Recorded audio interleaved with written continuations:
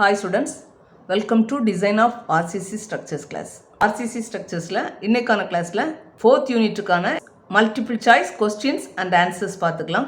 Introduction கிளாஸ்க்கான வீடியோஸை refer பண்ணிட்டு multiple choice questions and ஆன்சர்ஸ்க்கான வீடியோஸை நீங்கள் பாருங்கள், அப்போ தான் அண்டர்ஸ்டாண்ட் ஆகும். யூனிட் 4ல் 2 சாப்டர்ஸ் இருக்குது.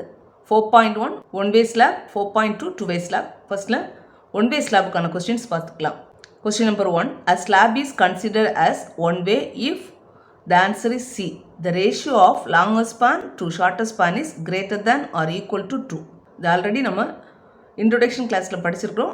Question number 2. In one way slabs, the main reinforcement is provided along the shorter span. One way slabல main rods shorter spanல இருக்கும், அதுக்கு ஆப்போசிட்டில் தட் இஸ் அதுக்கு பெர்பெண்டிகுலர் டைரக்ஷனில், அதாவது லாங்கர் ஸ்பேனில் டிஸ்ட்ரிபியூட்டர்ஸ் ப்ரொவைட் பண்ணுவோம். So the answer is C. Question number 3. The minimum thickness of a one-way slab as per IS 456-2000 is, the answer is B, 100 mm தான். Distribution steel in a one-way slab is provided. இந்த கொஸ்டினுக்கான answer பார்த்தீங்கன்னா A and B ரெண்டுமே அதுக்கு okay ஆகுது. எந்த answer இருந்தாலும் நீங்கள் tick பண்ணிக்கலாம். That is along longer span which is perpendicular to main reinforcement. இதில் ரெண்டு ஆன்சர்ஸுமே ஓகேயா இருக்குது. உங்களுக்கு எக்ஸாமுக்கு வரும்போது ஏதாவது ஒரு ஆன்சர் கொஸ்டினில் இருக்கிறாப்புல பார்த்துக்குவாங்க.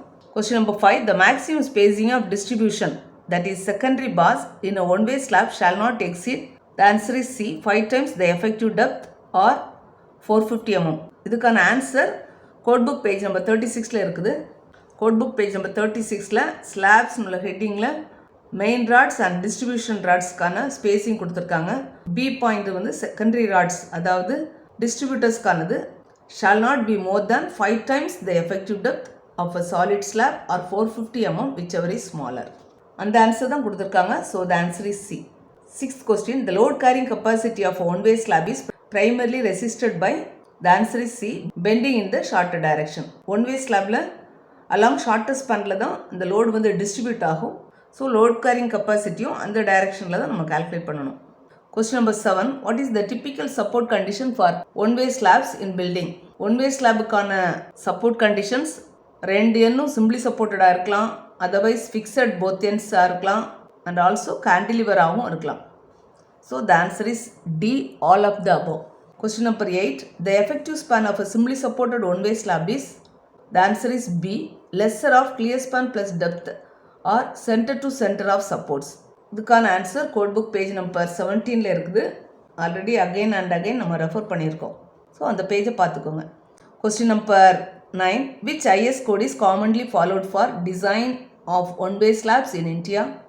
The answer is IS 456. Question number 10. What is the main purpose of providing distribution reinforcement in one-way slabs? One-way slabல இருக்கக்கூடிய டிஸ்ட்ரிபியூஷனுக்கான பர்பஸ் என்னன்னு கேட்டிருக்காங்க. இதுக்கான ஆன்சரும் கோட் புக் பேஜ் நம்பர் 36ல இருக்குது. ஆல்ரெடி பார்த்த அதே பாயிண்ட் தான் கோட் புக் பேஜ் நம்பர் 36ல டிஸ்ட்ரிபியூஷன் ராட்ஸ்க்கான டீட்டெயில் கொடுத்துருக்காங்க. parallel reinforcement bars provided against shrinkage and temperature. So the answer is B, to prevent cracking due to temperature and shrinkage.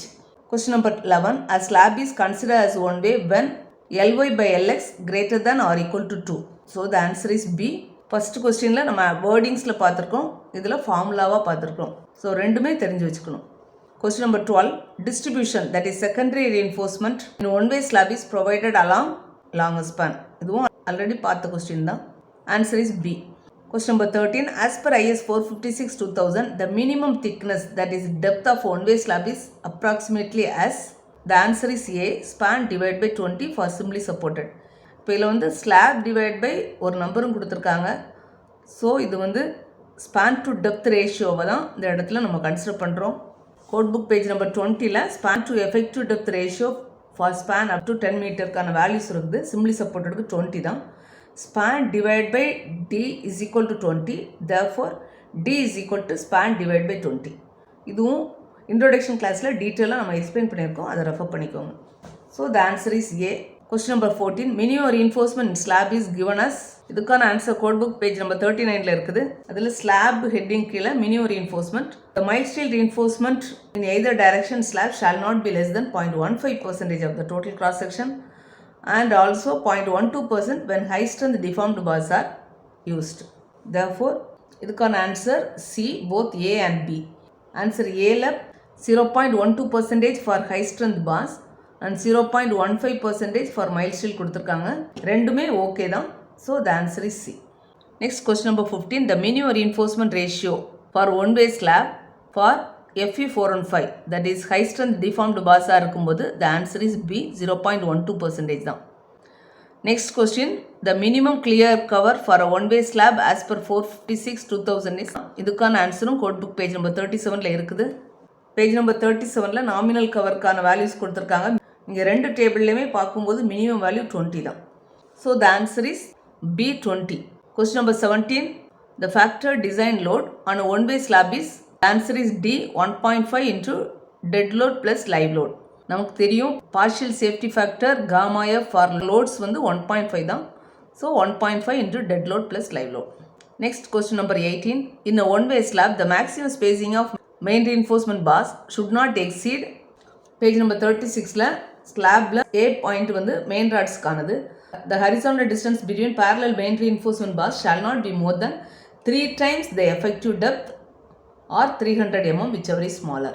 Therefore, the answer is B 3D or 300 mm.